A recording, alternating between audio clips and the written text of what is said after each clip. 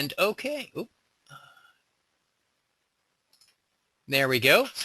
So once again, everyone, I'd just like to welcome you to this evening's presentation. I'm Shane Gebauer with BrushyMtnBeeFarm. I'm the general manager. For those of you that are up there in Plymouth County that don't know me, I've been beekeeping now for 8 or 9 years, so I still consider myself to be a rookie at this, and I think most people that have kept bees for any period of time realize that I think you're always a rookie. So I still have a lot to learn, certainly, and really benefit from interacting with beekeepers on a daily basis, and I'm hopeful that the question and answer period here this evening will be much the same as an experience that I might have if I were actually standing there before you. So I'm looking forward to this. Tonight's topic, I'd like to talk about, we're going to talk about swarming primarily, but I need to sort of go through a little bit of sort of spring maintenance, hive cleaning, hive preparation, spring preparation, because I think that that's a logical starting point as colonies are coming through winter, and how to think about what the pending season might look like. So I think we need to sort of start at the very beginning. I won't spend a whole lot of time on the spring management, but I think we'll see that it sort of transitions, hopefully we'll see anyway, that it transitions nicely into swarm management and hive management to sort of maximize our colonies' productivity and efficiency. So with that, let's get started. So we need to start with our spring buildup. There's a lot of good research out there that looks at nutrition, patties, feeding syrup, supplements, things like Honeybee Healthy, and those sorts of things, and shows that really these things can benefit the hive in so many ways, not just simply building up the numbers, which of course is important, but more and more these days as we dive deeper into our research and understanding of bee diseases and pests and viruses and bacteria and things like nosema, that we begin to understand the value and importance of nutrition. And really this is something that should be fairly intuitive and obvious to us, but yet it's something that we often take for granted. So I'm a firm believer in starting early with feeding patties, feeding sugar syrup or corn syrup, and in addition to those, maybe adding in some of these supplements that are out there as well.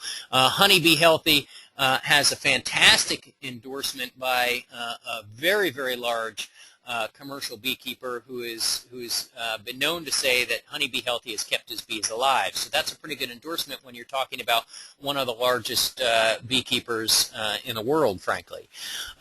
So these supplements certainly have benefit and have merit. We need to talk a little bit about spring cleaning, and this is where we sort of get into sort of the logical transition into our swarm management, and also overall hive health. So with that, let's just sort of go through. So hopefully we don't see too much of this. This is a colony that obviously has succumbed to the symptoms, the signs of nosema. We can see the defecation throughout the colony, all on the top bars here. We see the dead bees. But things like this, of course, if we see a colony like this, whether it be alive or not, in this case, unfortunately, this one perished, but we can see these sorts of symptoms even in a colony that has survived through winter and is still able to thrive into spring and summer. So we need to get this cleaned up. We need to get these frames cleaned up and out of this hive if there's loaded up with a bunch of dead bees, so that it doesn't create future problems. And of course we might see something like this, a mouse in there, where we need to take care of this issue as well. Now this sort of thing I'm typically doing now, we should keep in mind that really this is for Massachusetts. So things like this I might have been doing when I was up in New York for a while. And when I was keeping bees up there, I would be doing these sorts of activities, going through that colony for the first time. Maybe in March, I might have been putting a patty on them in February on one of those warmer days that typically occur in February, where you can crack the top and throw a patty on. But then these sorts of going through and cleaning activities may be at like the end of March and early April for that neck of the woods. Now for down here in North Carolina, I did these sorts of activities back in early to mid-March, my initial inspection and cleaning of the hive. This is something that, again, we don't like to see. This is a classic sign of starvation. But if we can, we'd like to get some of these bees out of this comb, at least dust off any sort of bees that are sort of attached to the outside of the cells, because you can see in this picture we're already starting to get some mold which is occurring here. We're already starting to see that develop, and of course the longer the bees remain on this comb, they have moisture, they will continue to create this sort of mold growth, and could potentially, if it gets bad enough, make it difficult for the reuse of this comb should you try to put it with a new package or a nucleus colony or something along those lines. So we want to try and get this cleaned up, and inevitably you'll see some of this, some dead bees. It might not be this extensive on your comb because it's just a natural process going through winter that you see some natural attrition from that overwintering process. I also like to just go through and sort of clean up the top bars. You'll see some comb like this. Just scrape it down, get everything clean. It's not shown here, but I'll scrape down all my rabbits, basically do a spring cleaning to get all this stuff squared away. And get it ready for the penning season, because it's much easier to do it at this point than it is to do it when the colony is just busting out and brimming it with bees, and you've got all those extra bees to deal with. And scrape down, this is some drone brood that's occurred, that they started to build up in between the supers, so all that material gets scraped down. And then during the same time, I'll do some frame culling. Now here's a frame that really, by my standards, is not a very nice looking frame. This is a rather old frame. You can see that right in this area there probably at some point was a mouse. You can see a lot of propolis here, where maybe they tried to sort of sterilize this area by encasing it in propolis. So you're missing a lot of foundation here. You've got some drone brood down here. You've got some drone up in this area. It's just a very old frame, and so during my spring cleaning, I take this opportunity to get rid of these frames. And generally speaking, what I try to do is all season long, all summer long, I try and work the frames that are the oldest, or for whatever reason I want to get rid of, towards the outside of my hives.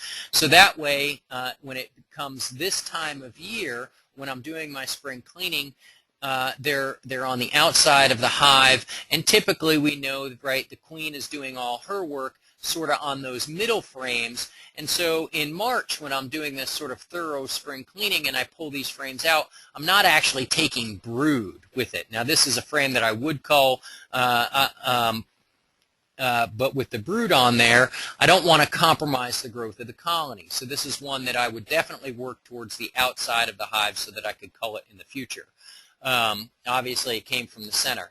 So what you want to try and do is work these old frames to the outside, so come springtime you can pull them out and not compromise the growth of the colony. You may pull out some honey, you may pull out some pollen that they may need, but that you can feed back through a patty or through syrup. So frame culling is an important activity in spring cleaning. Of course, cleaning off the dead bees from the bottom board, getting rid of these bees, because they can create issues with mold again down there. It just makes a lot of effort for the bees to clean out. They will eventually, but if you can streamline the process, expedite the process a little bit by getting rid of them, it's to your advantage and the colony's advantage. We've already talked about nutrition a little bit, but here's just some interesting things. You know, the bee is exposed to Nosema ceranae that are fed pollen patties. You have been observed to have a decreased spore count Nosema spore count, and also colonies that had a high mite count that were fed were deemed just as healthy as colonies that had a low mite count. So these are just some are two examples, two of many, that if you start digging through some research in the past several years, you'll see that are really emphasizing the importance of nutrition. Now, fortunately, I suspect the folks that are listening out there, most of you, we may have a few, but most of you are probably not commercial beekeepers. You're not necessarily moving your colonies into these monocultures where the bees are getting essentially a mono diet. I suspect that many of you are keeping your hives in your backyard. Maybe you're bringing them to a local organic farm or a local farmer that is a small-scale farmer producing locally grown vegetables and fruits and such. But really, the size of those farms are small enough that they're still getting a diverse diet. So for us, while nutrition still is something we need to keep in the forefront and always be conscientious of, it's not quite to the degree of perhaps these commercial beekeepers that are going into monocultures where the bees really are suffering from nutrient deficiencies. And then a quote that I often cite from Kim Flottam, that a $2.50 pollen patty is the best insurance against having to replace an $80 package. That if they need it, you've given it to them. If they don't, the worst that can happen is that you've wasted $2.50. And up there in Massachusetts, while you probably, I'm guessing, have hive beetle, because it's fairly widespread up and down the East Coast, it's probably not to the degree where feeding a pollen patty is going to cause problems. What we've got down here in the South is that if those bees don't take that pollen patty fast enough, and you've got hive beetle, which pretty much all the hives do down here, those beetles go right to that patty, and it's the perfect medium for egg laying and perfect nutrient value for those developing hive beetle larvae. And so you can have a real problem if you're not careful when you're feeding patties down in this neck of the woods. I'm not sure, but I suspect up there, given the winters, that feeding a pollen patty wouldn't result in the same sort of problems that we've got down here when it comes in terms of hive beetle. So nutrition is really something to be considered. And of course, here's a patty on a hive early spring.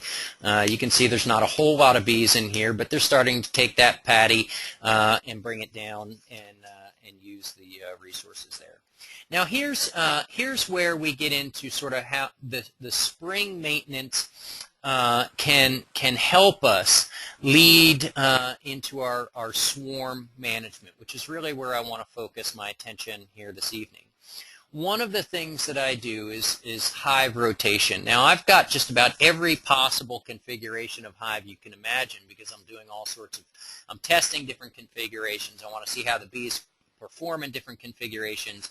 So I've got 10 frame double deeps, I've got all 10 frame mediums, I've got story and a halves, I've got 8 frame, 10 frame deeps, mediums, etc. But regardless of what my configuration is, in terms of the size of the boxes, I try and rotate my brood chambers. We know that if you've kept bees for a couple of seasons, you know that the bees over the course of wintertime gradually migrate toward the top of the hive, and they bump into the inner cover or feeder, whatever it is that forms the ceiling of the hive, and they're up there. And one of the things that can really benefit this colony is by rotating the brood chamber. So here you can see a brood chamber that's got a fair number of bees, and if we looked at the lower brood chamber, while you may see some bees coming and going, really the lower brood chamber doesn't have nearly the activity. What's happened is over the course of winter they've all migrated up, and now they're in that top box. And with that ceiling right there, they tend to get sort of this sensation of being crowded. That at this time of year being early spring, where for me it's a little bit beyond, for you guys up in Massachusetts, we might be a little late at this point. This probably should have been a few weeks ago, but you'll see all those bees up there, and the queen's reluctant to move down because we're still getting cool nights. And so the bees still follow the heat and stay put up there. But if you rotate them, move all those bees to the bottom box and the empty box to the top, now they've got all that space above them before they hit that ceiling. And so it sort of creates this impression of having more space. So this is really, for me anyway, this is the beginnings of my swarm management. And this would occur, this process would occur, again, for me, this was done several weeks ago in early to mid-March for Massachusetts and some of the northern states. It's going to vary a little bit, but you're looking at probably the end of March, early April, maybe into mid-April that you're going to want to do this sort of hive rotation. And this is, again, the first steps. And during this time, one of the things that I'm doing is, as I'm doing all my frame cleaning, as I'm rotating my brood chamber, I'm assessing the strength of the colony. And if I'm seeing frames like this at that stage, boy, this is going to be a colony that's ripe for swarming. Because if they've got frames plugged up like this back again, in my case in March, in your case April, then this is going to be a colony that's really got a booming population and is going to be looking to divide itself and swarm and reproduce. So it's also an opportunity to get a sense of where this colony will be in a few weeks during these sorts of hive manipulations. And of course you're assessing the quality of that queen and what her laying pattern is. If we look at the frame down below, it's not nearly plugged up. We don't see the brood that we're seeing. It's not actually a very good brood pattern. We can see a lot of spottiness in here. It's a fairly small brood pattern. And actually, if we look a little closer, we can zoom in, and the queen is actually on here, and here she is. And we can see some larvae on this frame. But again, it's a fairly weak pattern compared to this pattern up in here. So the hive which this frame came from is going to be of greater concern than the hive that this frame came from.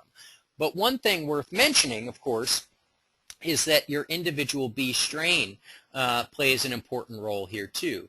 The top frame, it's not uncommon to see a frame like that from an Italian queen coming through winter fairly early on. The bottom frame, I've gone into hives with Russian queens where I might see a frame like this and think, my gosh, this colony is not going to amount to anything. I need to think about unioning this with another colony because it's just not going to make it. It's not going to be a very productive colony.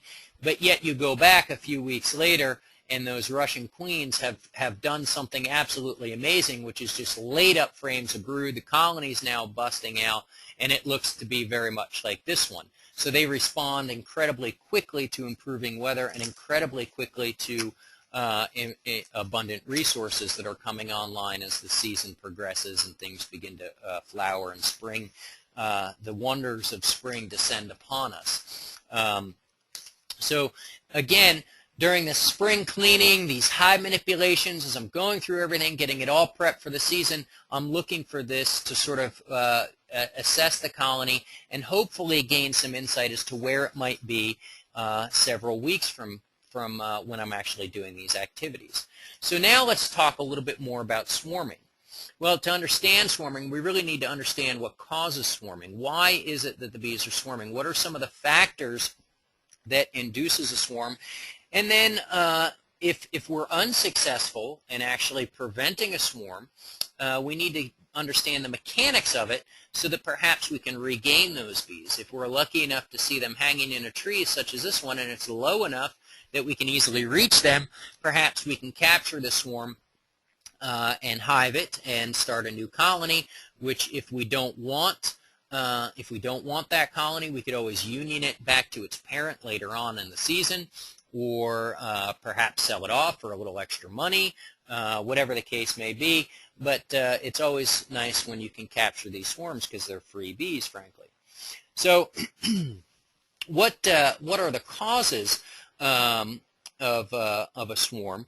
Well, in general, we've got strong colony, overcrowding. We've got typically as queens age and their lack of queen mandibular pheromone decreases, we see that the colony is more likely to swarm. And in fact, colonies that have queens that have overwintered twice are 3 times more likely to swarm. And so if you've got a colony that's got a queen in it that's gone through 2 winters, it's a very good chance that that colony's going to swarm, as opposed to a colony that perhaps you just started this spring or maybe started last fall. So this is perhaps evidence or credence for requeening on a more frequent basis. You know, when I first started in the bee business, and people were saying, well, you really ought to think about requeening every 2 years, I just thought it was a conspiracy that was put forth by the queen breeders to sell more queens. And I've sort of come around on that a little bit to think that requeening every year, if not 2 years, is a very good idea. And then one of the other things, of course, is abundant resources. Nectar's flowing, pollens abound, and so there's ample resources for them to divide and reproduce. One of the things that's worth keeping in mind here is that swarming is a process which the bees are genetically programmed to do. It's an instinct for them to swarm. Right? Bees, yes, they reproduce on the individual level. A queen lays an egg, and from that egg, if all goes well, emerges an adult bee, whether it be a drone or a worker. But that drone or that worker can't survive on its own.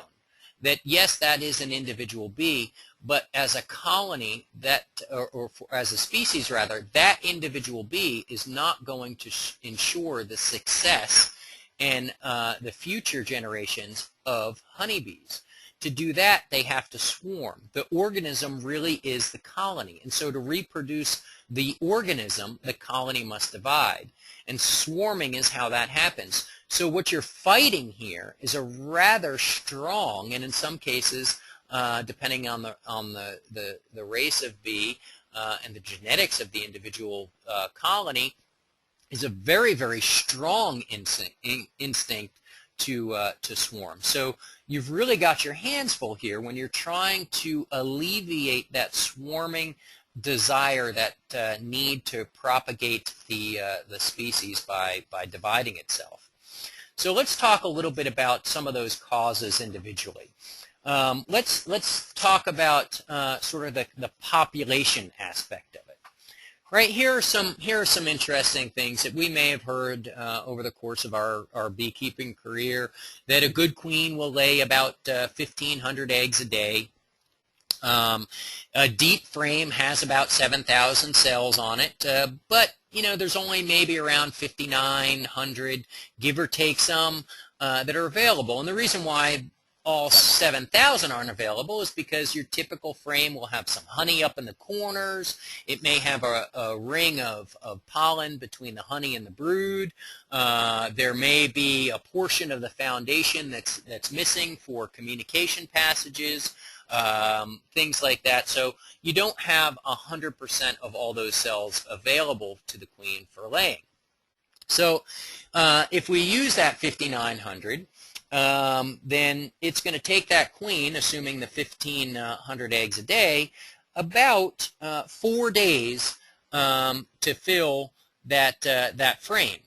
Okay, so if we then think about the maturation or the development of an individual worker from the time the egg is laid to the time an adult bee is emerging from the cell, we've got 21 days, right? So really, based purely on math, which is very theoretical, as we know, that what we read and see in books isn't necessarily applicable to the real world, but in theory, the queen's only going to need about 5 or so frames for brood, which seems pretty doable, right? If you're running a 10-frame double deep, you've got 20 frames in there.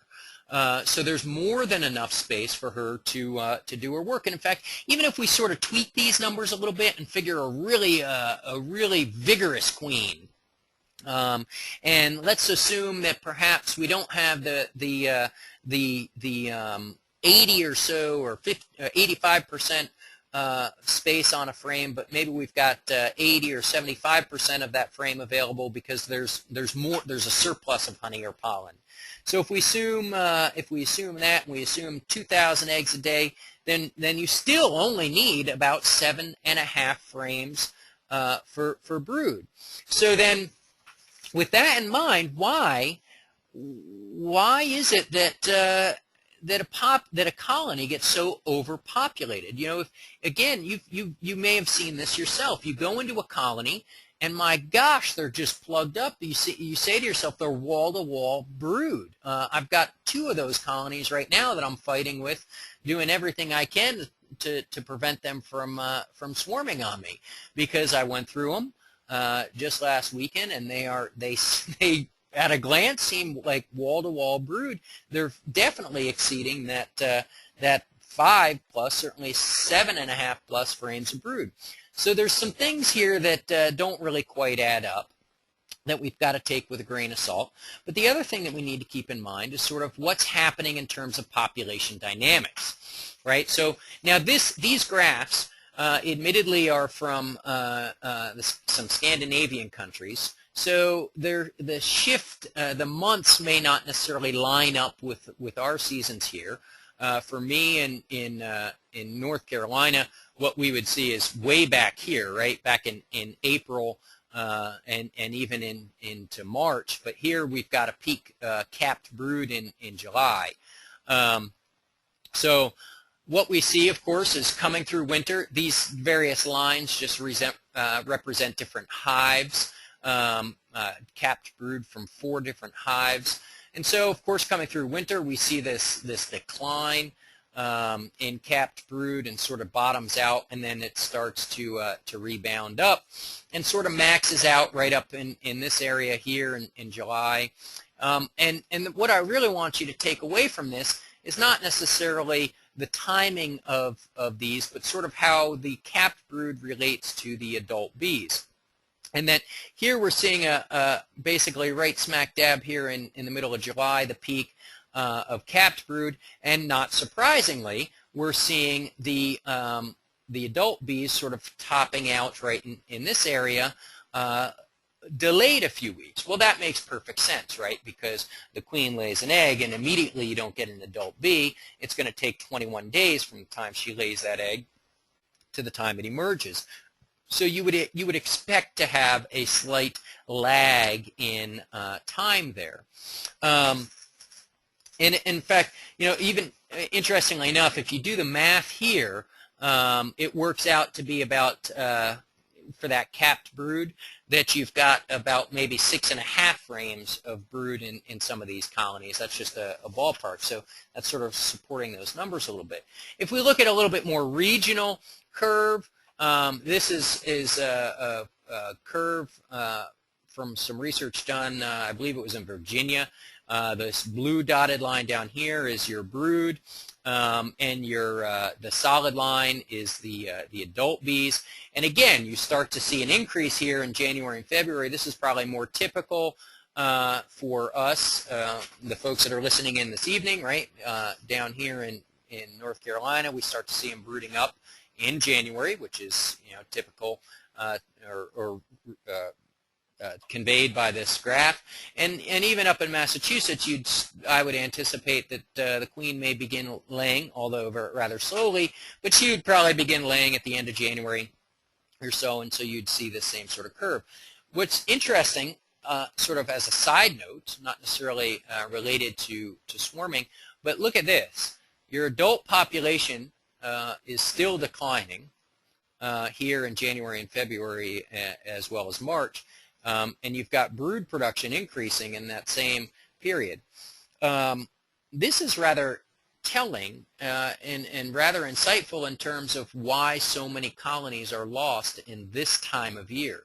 The colony's trying to increase its numbers. At the same time, it's got a decreasing adult population to tend to those numbers. So you've got brood being reared, which are consuming vast amounts of resources, and the bees are consuming vast amounts of resources to feed that brood, and yet you've got a declining population. So you can see why this is a very, very stressful, a very, very tenuous, dangerous time for colonies, and this illustrates that rather well.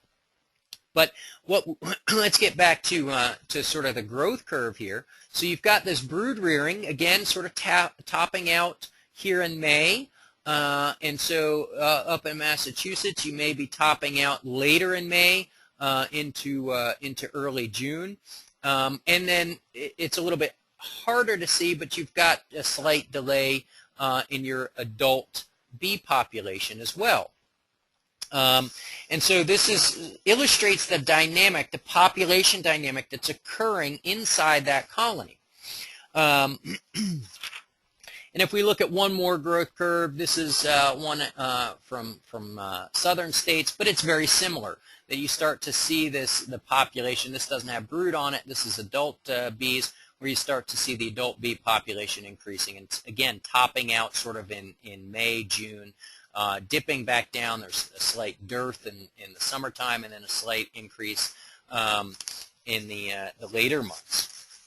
So if we look at simply brood space is just one piece of it. And in fact, if we look at those numbers, those graphs, and if we do the math, we realize that frankly, if we're dealing with double deeps or 3 mediums, whatever the case may be, in theory, mathematically, we see that really there's enough brood space in there that they shouldn't be overcrowded for brood. So what else is going on here? Well, the piece of the puzzle that we also need to concern ourselves with, because oftentimes when you go through a colony, you look at a frame and you look at the brood. Do they have enough space to lay eggs? Does the queen have enough space to lay eggs? Well, one of the things that you've got to keep in mind is not only do they have enough space to lay the eggs, but do they have enough space for those adult bees once they emerge out? Where are they going to go? And if we go back to the numbers that we were looking at earlier, and we say, okay, let's take that more aggressive model. Let's say the queen's laying 2,000 eggs a day. Well, that means if we plop her in there now and she starts laying, that means in 21 days we've got 2,000 bees emerging into this colony a day. And when you consider that a bee takes up about frames, when we talk about frame space, a bee needs about 2 or so cells worth of frame space they occupy that much room. We now have a better understanding of the population dynamics. That when you're talking about a bee occupying 2 cells on a frame to stand on, and we can sort of see that there, right? I mean, if we look at this, let's pick out a bee that's standing near a cell. We've got one right here, right? And here's 2 cells right above her, so you can see how she might be standing on 2 cells. Look at this bee here, sort of diagonally, 2 cells. So they need about 2 cells worth of space. So that means that for every day of emerging bees, you need about 4,000 cells for them to stand on. So if we assume just one cycle, if we put that queen in there, let her go until she fills up all those frames in 21 days, then what we'll find is that at the end of that, we need 5+ frames just for the new adult bees that are emerging out from that egg-laying process. And so when we look at brood population, we have to keep in mind that what we're seeing is actually the future generations, and the adult bee population is going to lag behind it slightly. And so we need to make sure they've got sufficient space for the adult bees, because the last thing you want is to see something like this, where when you open up that colony, you see all these bees boiling over, because it's clear that this colony is overpopulated. And so when you've got you're tight on brood space because of nectar and pollen coming in, and you're tight on frame space because you've got all these adult bees, you're creating a situation where your colony is going to start the preparations for that swarming process. And so let's look at one more thing. I just mentioned it, the honey and the pollen. So here are those same growth curves, right? We've got our capped brood, we've got our adult bee population, and now also let's look at the amount of honey and pollen in a colony. Well, there's no surprise that as the adult bee population increases, we also see an increase in pollen and honey. Well, and this is also a factor too in what's happening in the environment. You know, are there trees or flowers out there that are producing nectar? Are there available pollen sources for them to forage on? So it's not just simply a matter of what the adult bee population is, but certainly what's available out there in the surrounding landscape. But we do see this sort of sharp increase with the rising adult bee population. And typically this time of year, right now for us, it's back in April, it's into May, it's into June that we're seeing our maximum adult bee population. And it also generally coincides with some of the best nectar and pollen flows that are out there. So what we can see then is something like this, where you've got some brood space, but what's happening is the resources are encroaching in on that brood space. So now when we're thinking about having about 80 to 85% of the frame space available for brood, now that 80 to 85% is decreasing tremendously because of stored honey, which is occupying a tremendous amount of this frame. You can see the band of pollen in here, which is occupying a tremendous amount. We do still have some larvae and perhaps some eggs. You can't really see that, but perhaps some eggs out in this area, but we're definitely seeing an encroachment on these resources on the available brood space. And if we look at another frame, if we look at this one, what we're seeing here is again a tremendous amount of encroachment on the pollen out here into the brood space. Now, it's also worth noting here that sometimes this sort of what we call being pollen bound can be indicative of queen issues, but it can also just be as simple as abundant resources. They're bringing it in, a strong population, and they're storing this, and they're shrinking down their available brood space. So now what we've got then is we've got a couple of factors coming into play, all at the same time, which is going to induce this swarming instinct, which is going to initiate their desire to propagate. We've got abundant brood, but yet it's being the available space for increasing that brood is being diminished by abundant resources. We also have a population of adult bees which is exploding at the same time, and these are some of the factors that really go into why these bees are going to swarm. What better time to swarm? Strong colony, abundant resources, not only in the colony but out in nature, so that when they go and start their new colony, their odds of succeeding are much, much better under these circumstances than perhaps when we see that the mid-season dearths occur, when resources aren't quite as abundant. So trying to start that new colony, trying to build all that new comb is much more challenging. And so then how do we go about trying to reduce the swarming? Well, we need to reduce the population somehow. We need to reduce the resources. We need to reduce the efficiency. There's a great example of efficiency in numbers. If we look at two queen colonies, right, we know that running a two queen colony, that colony will outproduce two individual colonies that only have one queen. So the sum of those individual colonies, the honey production, the sum of the honey production from those two colonies will be less than the total production of a two-queen colony, one two-queen colony. And that illustrates the level of efficiency that occurs inside a colony of honeybees with increased number of bees. And so if we can somehow disrupt that efficiency to think that they're not quite as strong, to make them think, and we're sort of projecting a little bit of human logic and anthropomorphizing a bit, but if we can trick them into thinking that they don't have the resources that they really do, that they're not as strong as they really are, by reducing that efficiency, we can alleviate that desire to swarm. And the time to do that is really right in this area here before the population, the capped or the adult population gets to its maximum, and before the capped brood gets to its maximum as well.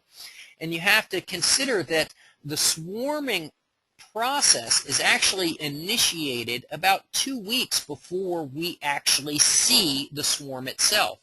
So if you're waiting to this point right here to try and implement your anti-swarming management, you're too late. Because what happened is the swarming process, actually the initiation of that process began back here 2 weeks prior, and so you need to be focused in this time frame.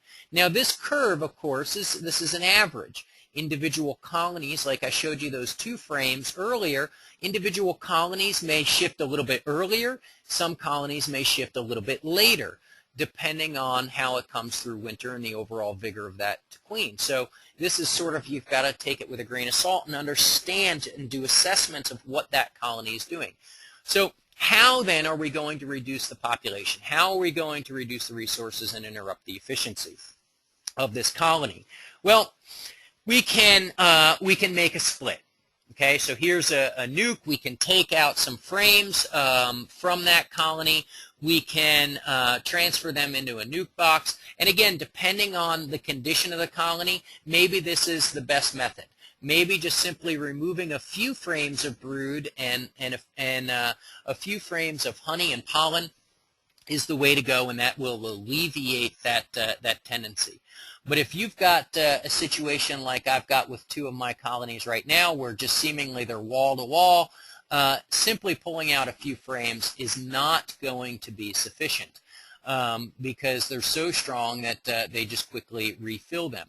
And so we've got to take a little bit more drastic measures, and this is sort of a illustration of a process called checkerboarding, and this is sort of the ultimate version of checkerboarding, where you've got the gray frames. This is one brood chamber. This is another. And you've got, in this case, it's an 8-frame box. And the gray frames are brood. These white frames are empty comb. And it's called checkerboarding because basically you create this checkerboard where you've got a frame of brood, and above it empty comb, a frame of brood, and below it an empty comb, etc. And what this does is, one, you're pulling out frames of brood and maybe making a nuke. Maybe making a nuke. Maybe you're taking, in this case, all these frames and starting a brand new colony, just simply transferring them to another 8-frame or 10-frame, whatever you're using, box to create that new colony. Or maybe you're taking them out and making several nukes, whatever your preference, whatever meets your management needs, your practice will work just fine. But you're taking out all these frames of brood, so you're decreasing the population, you're decreasing the available resources for this colony, because now you're replacing them with empty comb that doesn't have the honey, that doesn't have the pollen that's available to them. And also what you're doing is you're disrupting a little bit the efficiency within this brood nest. If we took sort of a typical brood nest, we would see the brood would sort of be focused in sort of the circular area like this. This circular area in your typical brood nest would be very, very efficient for the bees. It's all very central. It's easy for them to manage. But what we've done by this checkerboarding is now we've sort of fractured that a little bit, and by doing that we've decreased their efficiency. And so now they're sort of being tricked slightly. And again, this probably, you know, I might get some criticism for sort of this anthropomorphizing a bit, but we're tricking them into thinking that they're not quite as strong as they are because of this decreased efficiency. Now, this is sort of the ultimate version of checkerboarding. It's important to note that you don't have to take it to this extreme.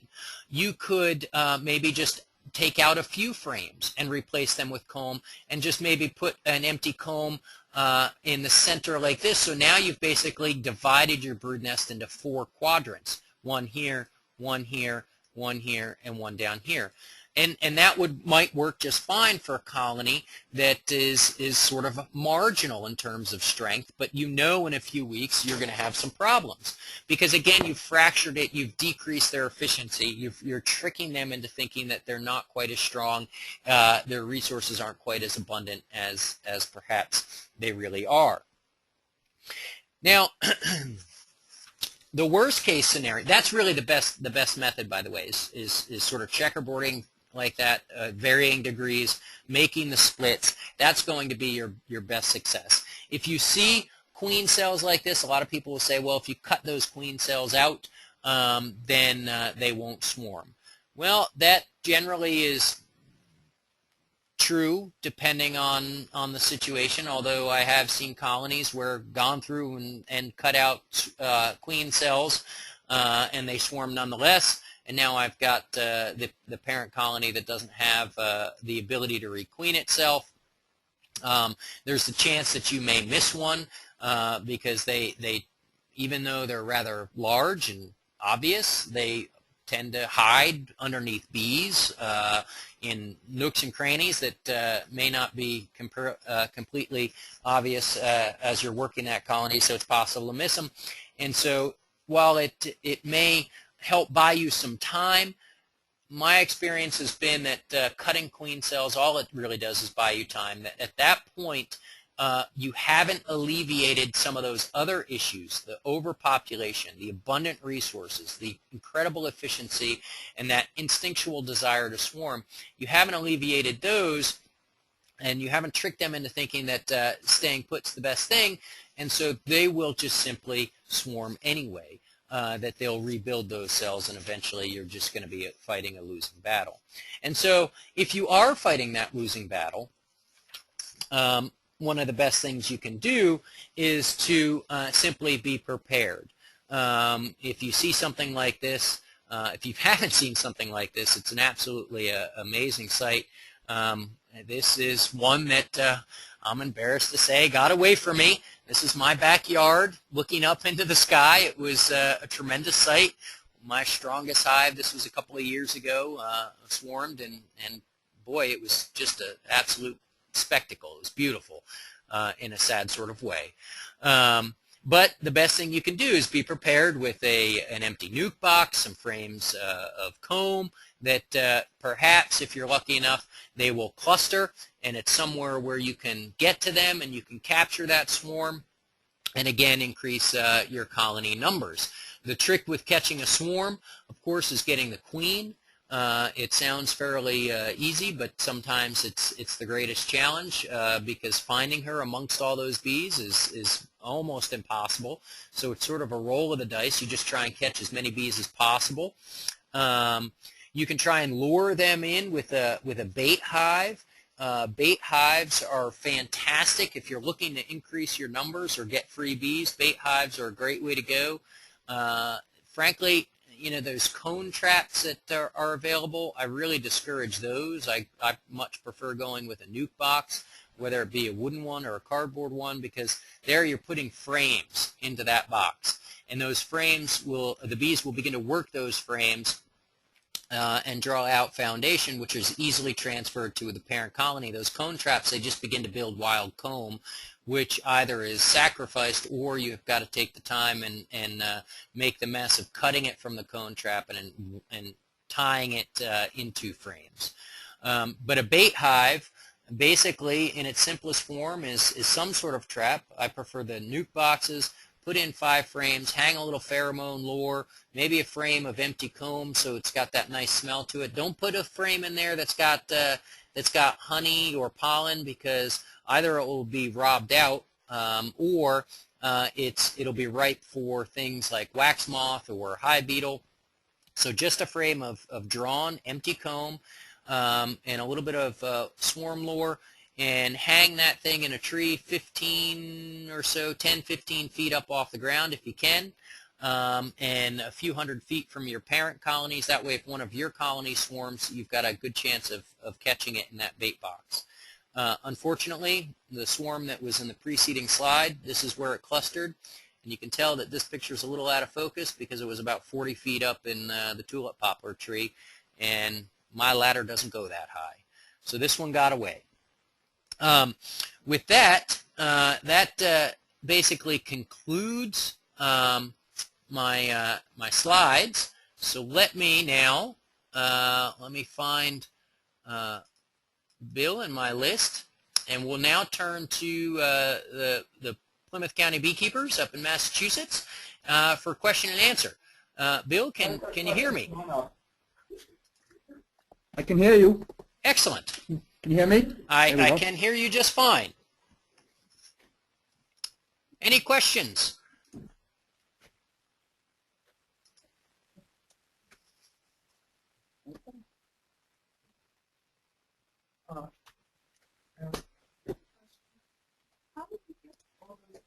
I could see how you would take it into how would you take them off that?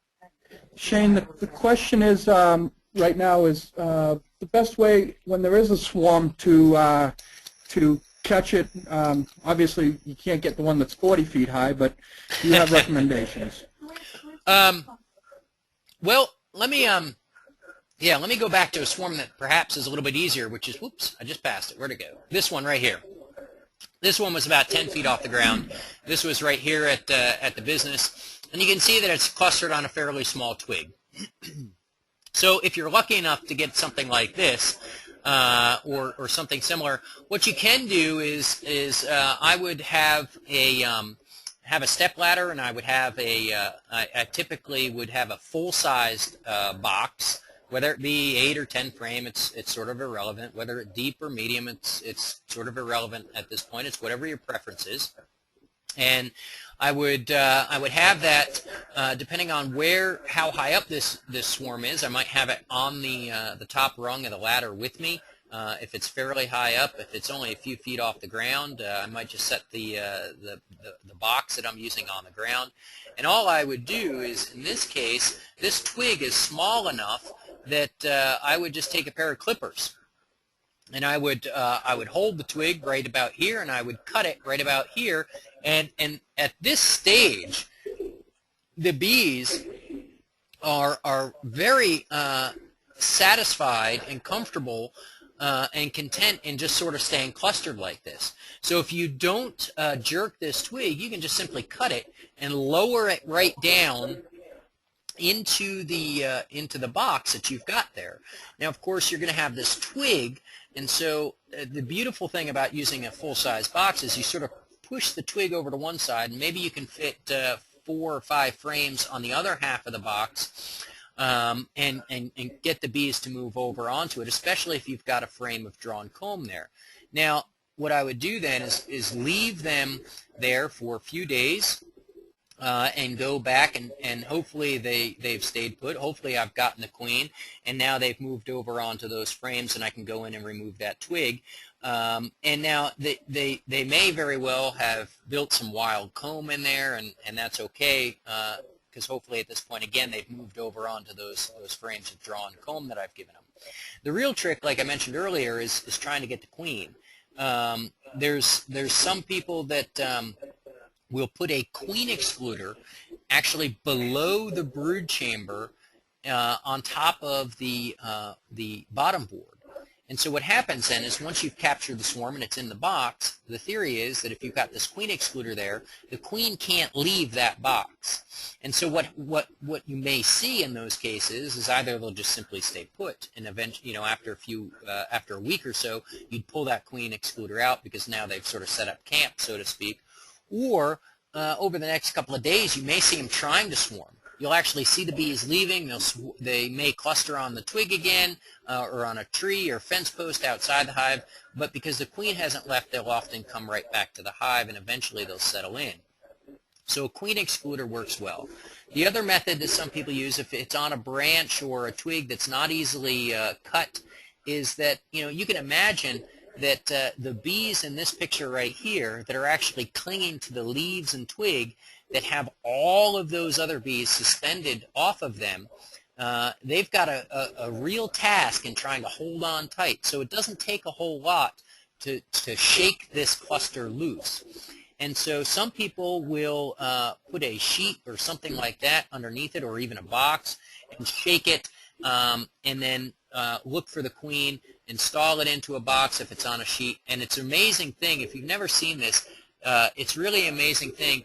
When you catch a swarm on a sheet like that, if you can find the queen and put her in a box with some frames and she stays there, you'll just see these bees marching toward the entrance of that hive.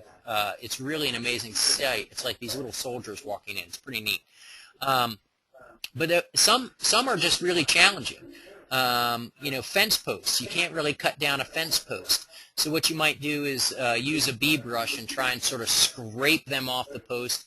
If you can, sort of look around on that cluster to see if you can find the queen. Sometimes you can see her running about. Sometimes you can't. But that's the goal, is to get the queen, because the rest will follow if you do. How's that? Thank you. The other question is, Shane, when you're trying to alleviate the overcrowding in the checkerboarding, do you have thoughts on which frames you should remove from, say, a 10 frame? Well, in the case of that sort of, let me go back, let's see, where was that one? That was down here.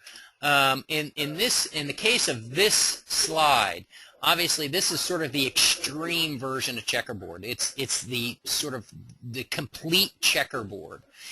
And so in this case, if I were doing something this thorough, this sort of thoroughness to the checkerboard, this would be one of those colonies that I've mentioned earlier that, boy, it's just brimming in every sense of the word. I mean, it's got resources, it's got brood, it's got adult bees, and if I don't really sort of take drastic action, they're going to go. And in that case, really, anything I take out is going to be beneficial. But ultimately, what I'm going to take out is going to be frames that I can utilize to create other colonies. So what I actually did in that case, I had those two colonies, right? So what I did is, by doing this checkerboarding, you're essentially removing half of the frames from that colony. So what I did was I checkerboarded those two colonies, and I took half the frames out, and I started a brand new colony by combining half from one hive and half from another, so to create that other colony, and just pop the queen in there, and now they're off and running and doing great. So in terms of what frames to take, you've got to sort of balance it with what the needs of the parent colony is that you're checkerboarding, but also you want to take a good mix of honey, of pollen, of brood, because ultimately, right, you're not just going to throw that away, hopefully not anyway, but you'll be starting a new colony. So you've got to think about the resources which that new colony will need. Now, if you've got a situation where maybe they're not so much nectar and pollen bound, and just more brood bound, then you would focus on frames of brood to take out. But maybe if they're more pollen bound, then of course you want to remove more of those pollen frames so that they have space to expand on their brood. Because ultimately you don't want to knock the population down so much that essentially it's equivalent to if it swarmed. What you want to try and do is just sort of manipulate them in such a way that their population continues to grow, but not to the point where it's going to swarm. And ultimately you'll end up with a stronger population at the end for that nectar flow. How's that? Thanks, Shane. Also, if you're going to start a nuke, and you've got a queen cell growing, you're not sure how long it's been there, say 7 days, would you recommend scraping that off and putting in a new queen, or losing the extra week or two and letting the new queen develop. I'm a big fan of when making splits, whether it be to produce new colonies, full-size colonies or nukes, of installing a queen right away. And the reason, or at worst case, at least a cell, a capped cell, because as you mentioned, you're going to lose time. And a lot of times people ask, well, if I make a split, should I just let that split queen themselves? Now, in that case, there aren't any cells to even start with, so the colony's starting fresh. And in those situations, you lose a lot of time. Now, if you're dealing with a swarming situation, the quality of a swarm cell is fairly good typically, as opposed to an emergency cell, which would be the case if you just made a split and there weren't cells there to begin with, but they had to produce them after the split. But a swarm cell generally is pretty good and usually produces a fairly good quality queen. But you lose the time. And if you're dealing with a nuke, and you've got 3 or so frames of brood in there, and it's, say, if you're not exactly sure the age of that cell, let's say it was just capped over today and you made the split today. Well, it's going to be 8 days before that queen emerges, so you've lost a week there. And then it's typically about at least another week before she's mature enough to go on a mating flight, and she does and comes back and begins to lay. It can be even longer than that. So now you've lost 2 weeks on perhaps a 3-frame nuke, and that can really compromise the growth of that nuke. So I always advocate the installation of a queen at the time of making that split, if possible.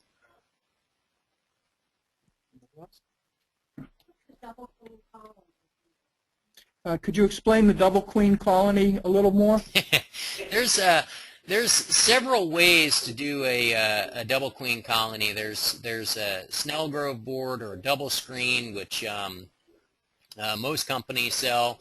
And what it does is it separates the brood chambers, and this is the most common way anyway, that you've got a queen in a brood chamber above a queen in a brood chamber below, and it's typically not just one chamber. And so what happens is you grow this immense population of bees. And then ultimately what happens is you remove one of the queens and essentially union those 2 colonies. So now you've got this tremendous colony of bees servicing these supers. So it's sort of like this mega population. And with increased number, we see that sort of increased efficiency. And so you get this really abundant foraging field force that's going out, collecting the nectar and bringing it back to the supers, and so you get this tremendous yield. It's fairly labor intensive. Now there's another way of doing sort of what I consider a pseudo queen colony, which works out very well. There was an article in the Science of Bee Culture a few years ago that looked at, it was really running a 2-queen colony for Varroa control, where basically what you do is you put 2 colonies side by side. So they're not stacked on top of one another, but they're side by side. And then you stack the honey supers in the middle. So sort of half the super is on one hive, the other half of the super is on another. And then you make these little migratory tops that cover up the remaining portion of the brood chamber, right? So it looks sort of like this tower. And what you've got is you've got colony on one side feeding the same stack of supers that a colony next to it is feeding. And the advantage of this is that you've got these 2 colonies feeding a single stack, so you do see a slight increase in honey production compared to if those colonies were separate. But you've also got sort of this portion of the brood chamber that is on the sides of those supers. It's sort of difficult to explain, but well, if you've got, I don't know if I can. I'm trying to think where I'd have a picture, but basically, if I use, let me clear off my drawings here. If imagine this is this is one hive, and you've got another hive sitting over here next to it, right? Okay, I'm drawing it in here. what you do is you stack your honey supers up like this, so it straddles both of them. Okay. Now here's this brood portion of the brood chamber. You've got to cover with a little migratory top or something, right? And same with this portion over here. Okay, so these are two separate colonies. You've got a queen in this one and a queen in this one, but yet they're both feeding the same stack of supers. The advantage is that you can just pull this little migratory top off and you can hang a piece of drone frame right here. So this is really the intent of the study that we published, because you can easily access this drone frame for your mite management, right? We know that drone trapping is a tremendous resource or IPM technique for managing your mite population. So you've got, it's really a fantastic design. I don't necessarily advocate it for everyone because there is some hazard associated with it, but it's a fun little thing to play around with if you're sort of the tinkering, experimenting type. So what you've got, two colonies feeding the same stack of supers. You've got the efficiency of numbers. You've got this migratory top right here that allows easy access to drone frame for varroa control. So it's got a lot of benefit to it. So, and not only that, if one of these hives goes queenless, we saw that these bees actually would come over and tend to this portion over here and delayed the onset of things like wax moth and hive beetle. So it sort of bought the beekeeper a little bit of time before you started to see those problems. One of the hazards, though, was when if it did go queenless, they didn't requeen themselves because there was enough pheromone drift from this colony over here that this colony did not try and requeen themselves, so you had to intervene.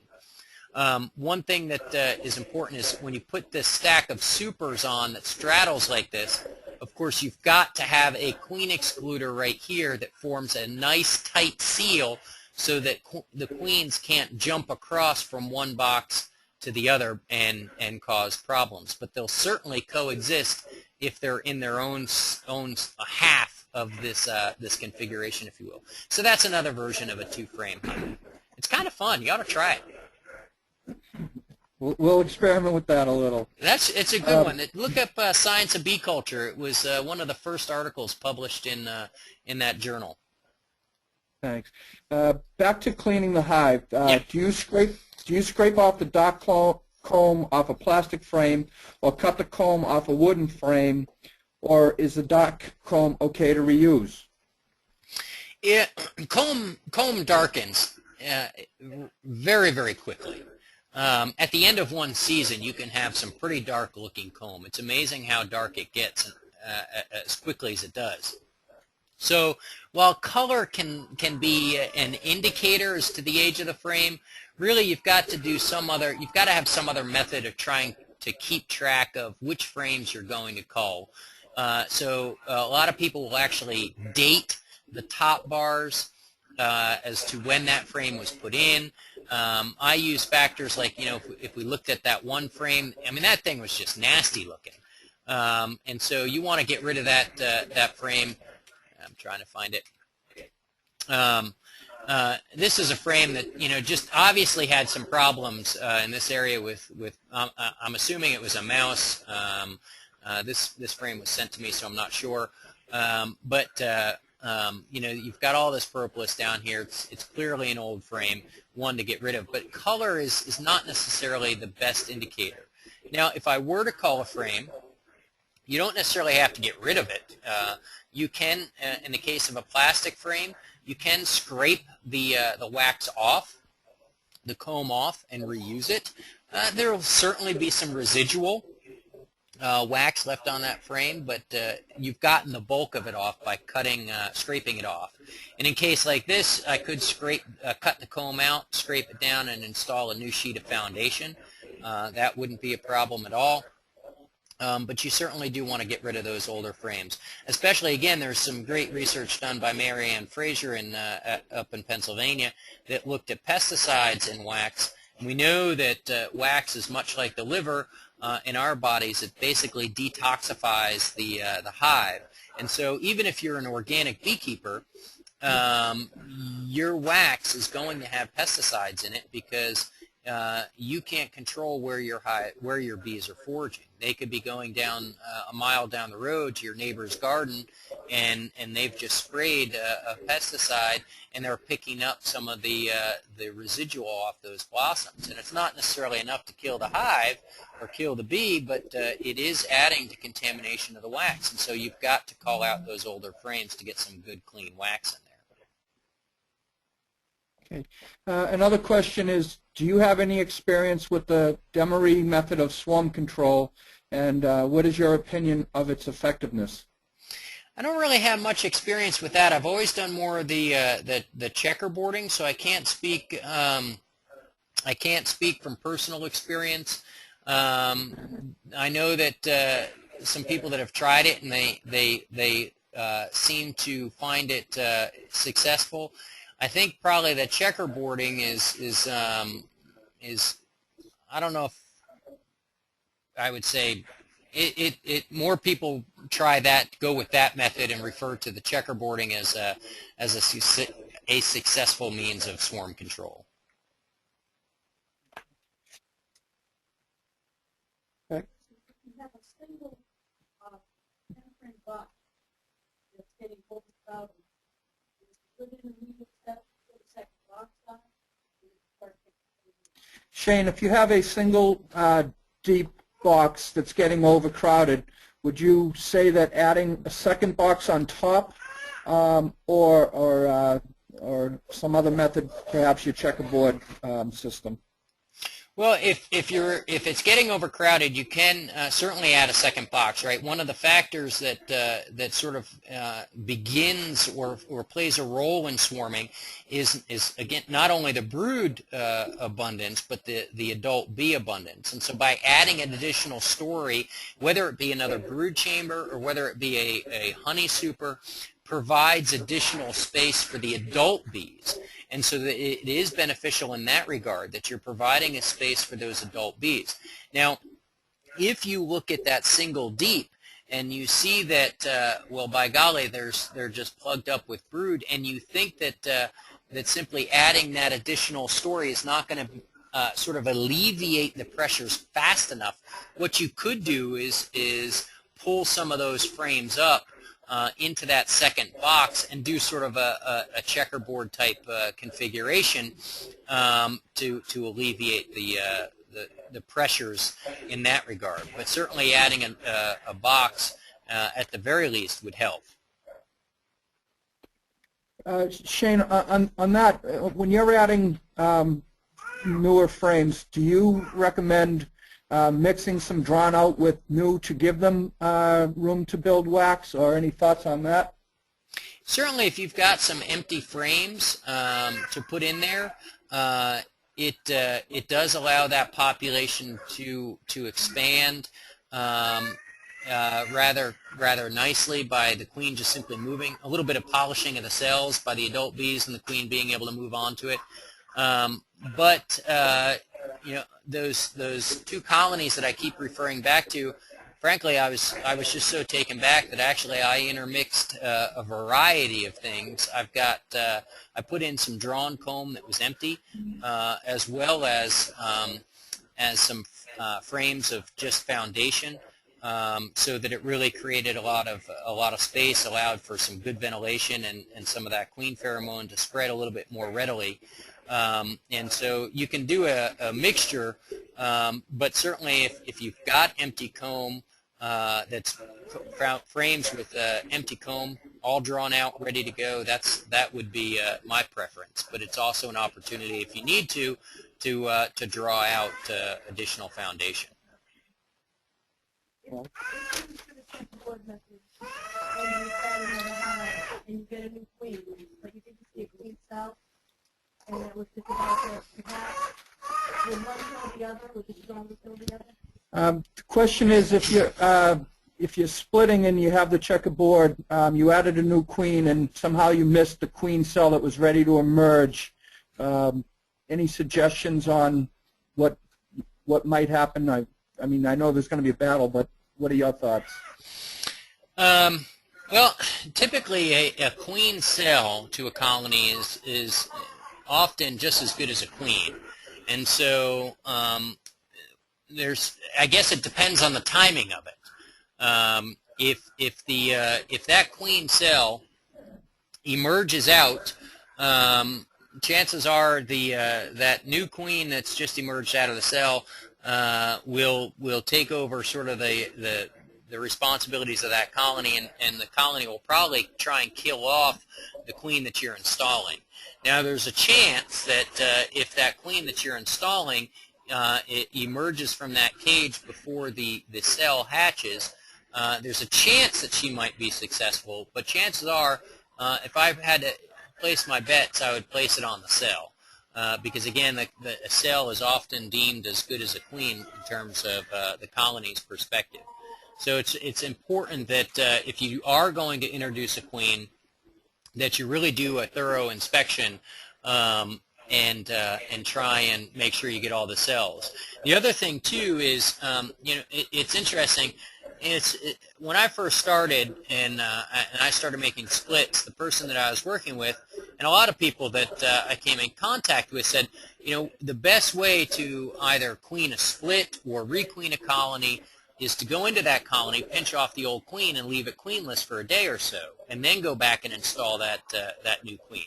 The theory was that that delay allowed for the queen pheromone to dissipate, and so that they would be more readily accepting of your new queen. I don't agree with that strategy any longer.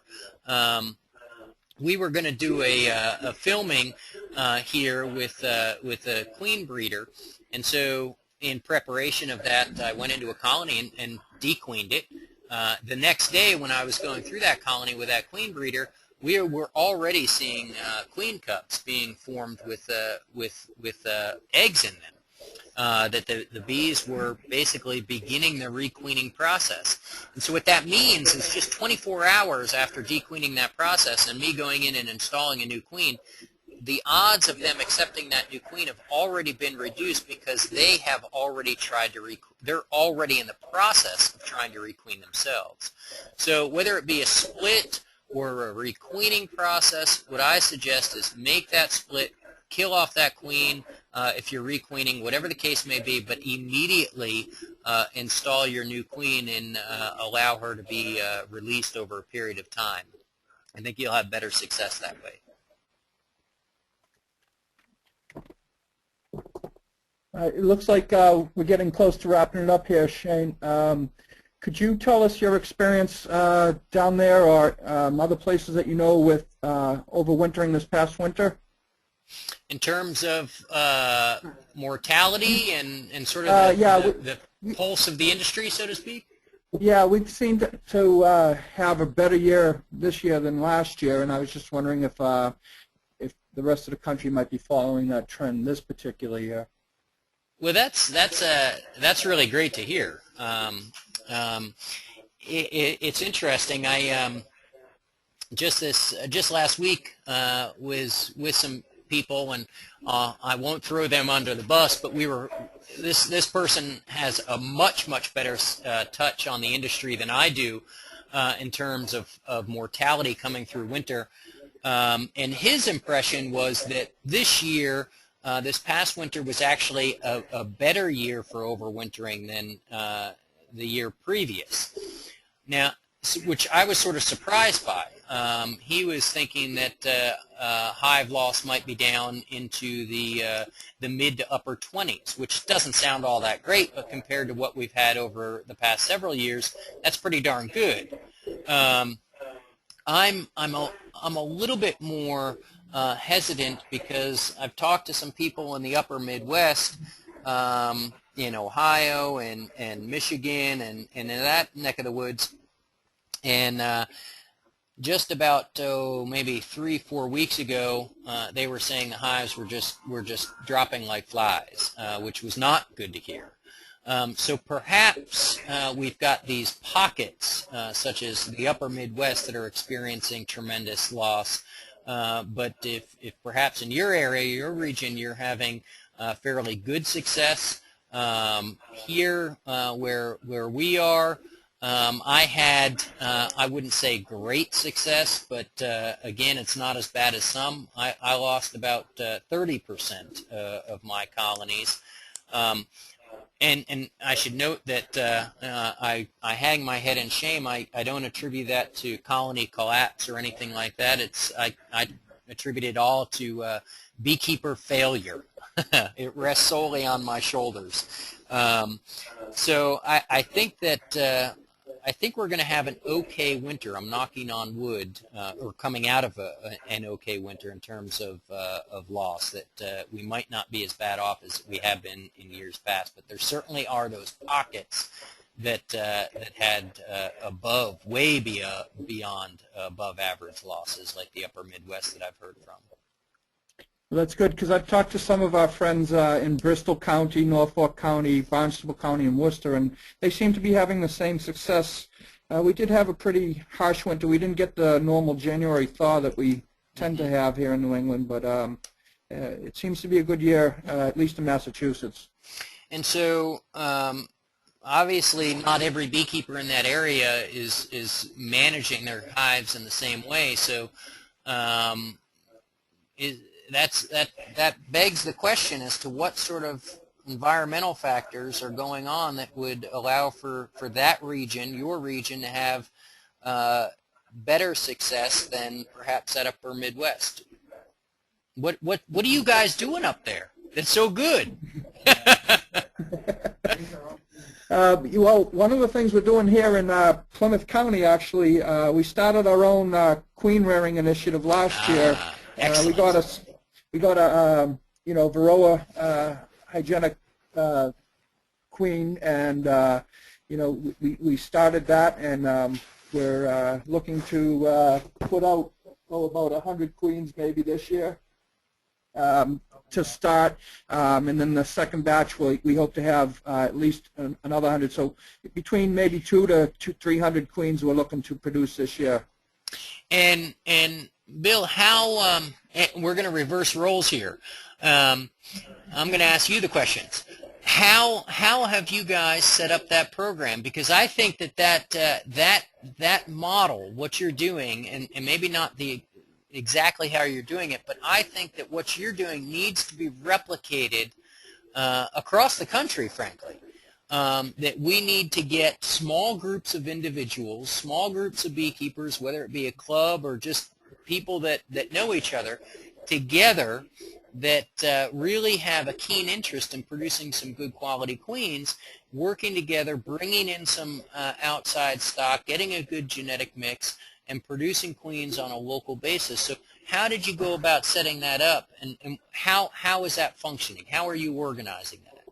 Well, last year we bought a queen from Glen Aberry, and we set up a bunch of nukes at one site, 78 separate mating nukes, and we did our own grafting, had quite a good system going on. We actually borrowed frames from all of our members that were willing to donate a couple frames with some brood and honey and pollen on it, and we shot for 3 separate batches last year. We are going this year with 5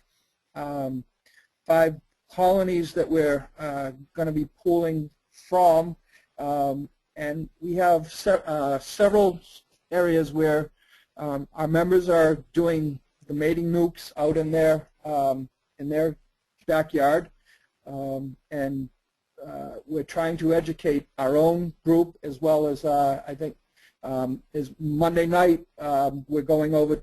We have our president going over with the group to Norfolk County to discuss how to establish that with them, and we're reaching out to the different clubs in our area.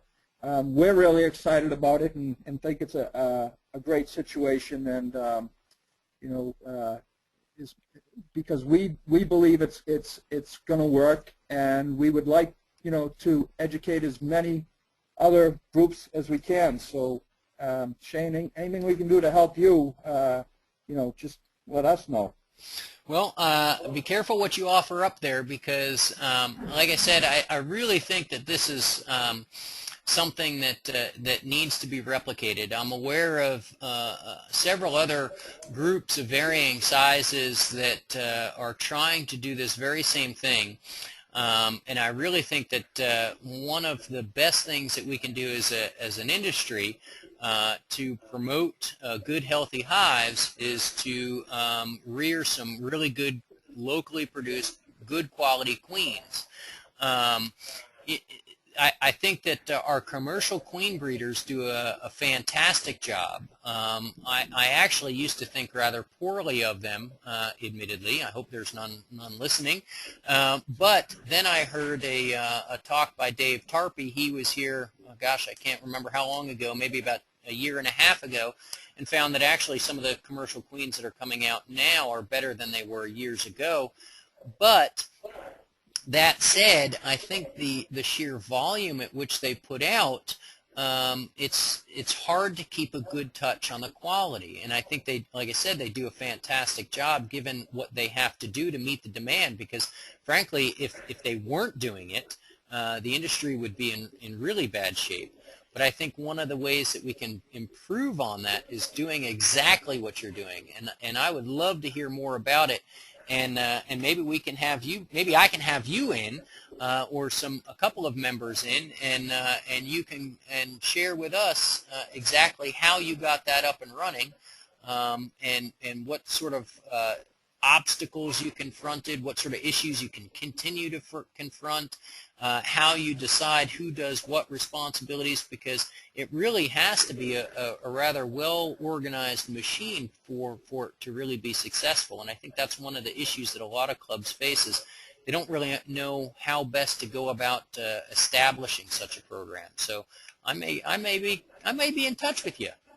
No, that would be great. And, I almost had David Tarpey lined up, but there was a scheduling conflict. So, the drone pressure is some things, and the quality of the queens, we're definitely into that. If you happen to be coming up to EAS this summer, we'll definitely hook up there. I will be there.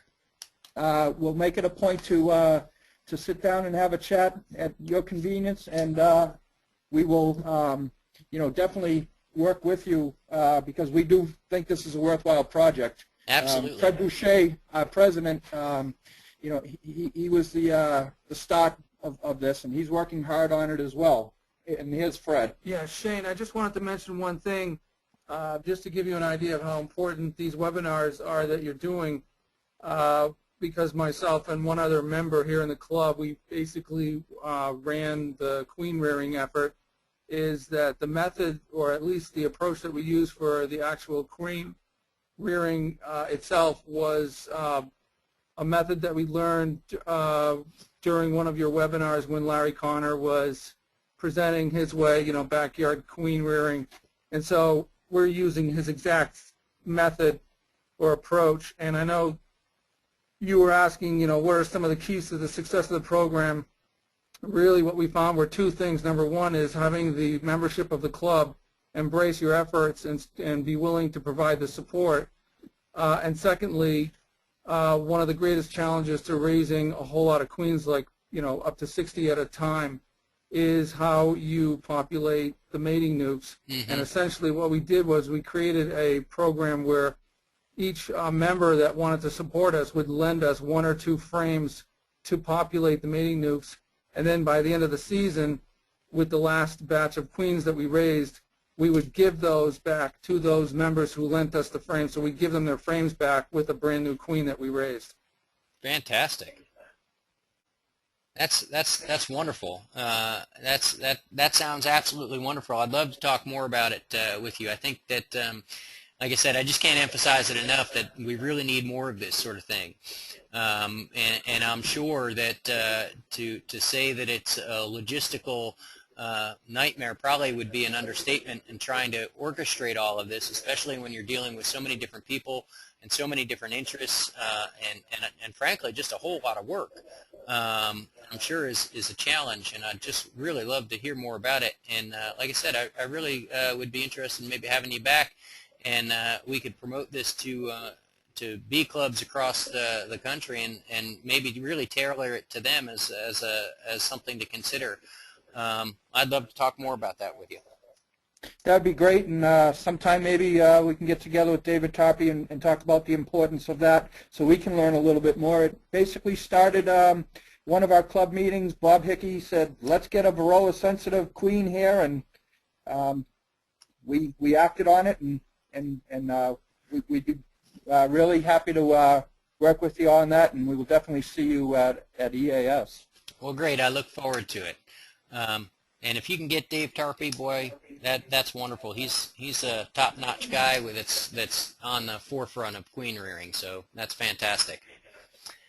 We're trying. I'll put in a good word for you. Thank you, and yeah, you know, it's been very very helpful, and we do appreciate you being our guest tonight. And you know, we do watch a lot of your webinars. We find them very helpful. Well, good. And you know, this idea came about from Everett's own, and said, you know, we need to reach out. So a couple emails, a couple phone calls, and we're going to make things happen. Well, good. I appreciate you having me, and this has been fun. It's been a new twist on the webinars, having being a guest, so to speak, and having you guys be able to interact with me. It's made it a little more interesting, and instead of just simply staring at my computer screen, I have an opportunity to interact and engage with y'all. So that's been wonderful, and I really do appreciate it, and look forward to future opportunities. Thanks. We'll be in touch soon. All right. Thank you very much, and you all have a good one, and good luck this season, and go forth and make some good honey, and hopefully we'll see you at EAS. Thanks. All right.